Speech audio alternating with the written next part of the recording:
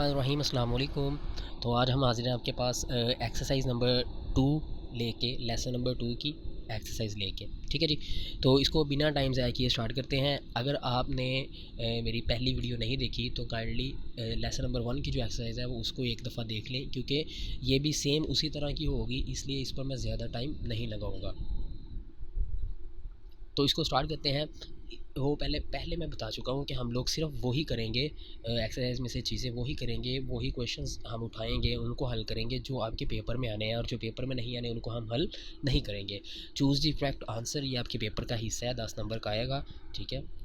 तो इसको मैंने आंसर्स देखे लगाए हुए हैं, ये आपको आपको साफ नज़र आ रहे हैं, इसमें ऐसी कोई बात है ही नहीं जो आपको देखनी पड़े। इसका आप स्क्रीनशॉट भी ले सकते हैं, यहाँ से देख के अपनी बुक्स पे इसके आंसर्स भी लगा सकते हैं, ये मैंने लगाए हुए हैं। ठीक है, सिंपल सी बात है, यहाँ तक था। ठीक है जी, इसको आप देख सकते हैं बड़े ध्यान से। उसके बाद ये आ गया हमारे पास क्वेश्चन नंबर 2, ये हम नहीं करेंगे, ट्रू फॉल्स है, ये हमारे पेपर का हिस्सा ही नहीं है। उसके बाद हम क्वेश्चन नंबर 3 को करेंगे। ठीक है, ये जो 9 क्वेश्चन हैं ये हमारे पेपर में आने हैं, तो इसको हम करेंगे। ये भी हम नहीं करेंगे, यूज़ ऑफ करेक्ट फॉर्म्स भी हम करेंगे, पंक्चुएशन भी करेंगे। तो ऐसे स्टार्ट करते हैं आपकी। यहाँ आपके पास क्वेश्चंस जो 9 क्वेश्चन है, इनको देखें जी, मैंने यहाँ पे लाइन लगाई हुई है। ये आपके पास क्वेश्चन नंबर 1 है ना, Y didn't the old man follow the advice of doctors. तो ये देखें बुक में जो आपके पास उसने फुल आंसर दिया हुआ है आपको, तो मैंने जो लाइन लगाई है यहाँ तक आंसर कंप्लीट हो जाता है। अब आपकी मर्ज़ी है कि यहाँ तक कर लें या फुल कर लें, मार्क्स आपको सेम ही मिलेंगे, क्योंकि आपका आंसर यहाँ पे कंप्लीट हो जाता है। Support his family. ठीक है जी। सेकंड को अब आप देख लें, उसका भी आपका आंसर यहाँ पे वॉक इन फ्यूचर पे, छोटा हो जा भाई, हाँ, वॉक इन फ्यूचर पे आपका आंसर कंप्लीट हो जाता है, तो इसको आप लगा सकते हैं अपनी बुक पे। उसके बाद जाते हैं हम तीसरे आपके जो है वो सवाल की तरफ। तो जो आपका तीसरा क्वेश्चन है जी, वो है where did the old man take his son. तो भी देखें बिल्कुल सिंपल सी बात है कि वो उसको जी है वो ऊपर एक लैंड पे ले, क्लियर्ड लैंड पे ले गया था। The patch of land he cleared. ठीक है, तो वहाँ उसे ले गया था, यहाँ पे आपका आंसर कंप्लीट हो जाता है। ज़्यादा करना चाहते हैं तो यहाँ तक कर सकते हैं, वेजिटेबल्स देयर तक, लेकिन ऊपर आपका आंसर कंप्लीट हो। उसके बाद है had the son ever been there before. तो सिंपल सी बात है, वो एक्सेप्ट द लास्ट 3 ईयर्स, सिवाय 3 सालों के वहाँ पर वो जाता रहा था, तो यहाँ पे आपका आंसर कंप्लीट हो जाता है, ईयर्स तक। उसके बाद आप आते हैं क्वेश्चन नंबर 5 पे। क्वेश्चन नंबर 5 में उसने आपसे वेजिटेबल्स के नाम पूछे हैं, तो आपको पता है 3 ही वेजिटेबल्स ही, याम्स, टोमेटोज़ एंड पोटैटोज़, तो यहाँ पे आपका आंसर कंप्लीट हो जाता है।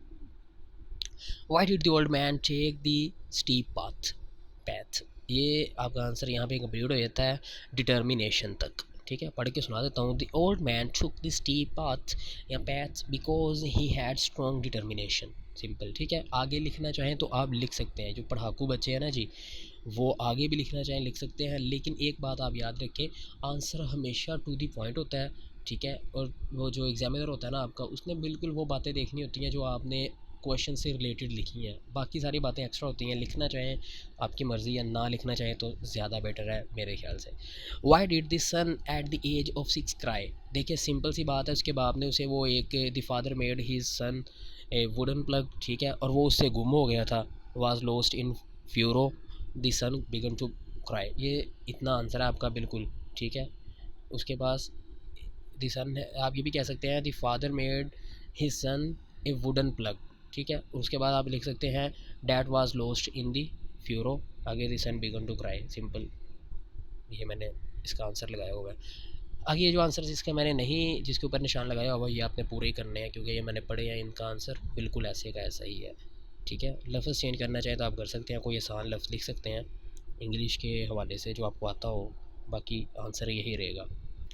और इसमें जी what were the feelings of old man at the age of 70। ठीक है, at the age of 70 the old man was feeling very fine and satisfied, he was happy that he had lived the period allowed by God. Simple, वह satisfy तक भी लग सकते हैं। Why had the old man planted his secret garden. The old man planted his secret garden because it was the most fertile land where the sun shined for the maximum period. He knew that vegetables grown in this land would have a better flavor. वैसे इसका answer यहाँ तक भी हो सकता है, ज़रखेज़ ज़मीन तक। ठीक है, यानी कि फर्टाइल लैंड तक। आगे आ जाते हैं जी, जिन लोगों ने लेसन नंबर 1 की एक्सरसाइज नहीं देखी हुई वो काइंडली उसको देख लें, मैंने उसमें एक्सप्लेन की है हर चीज़।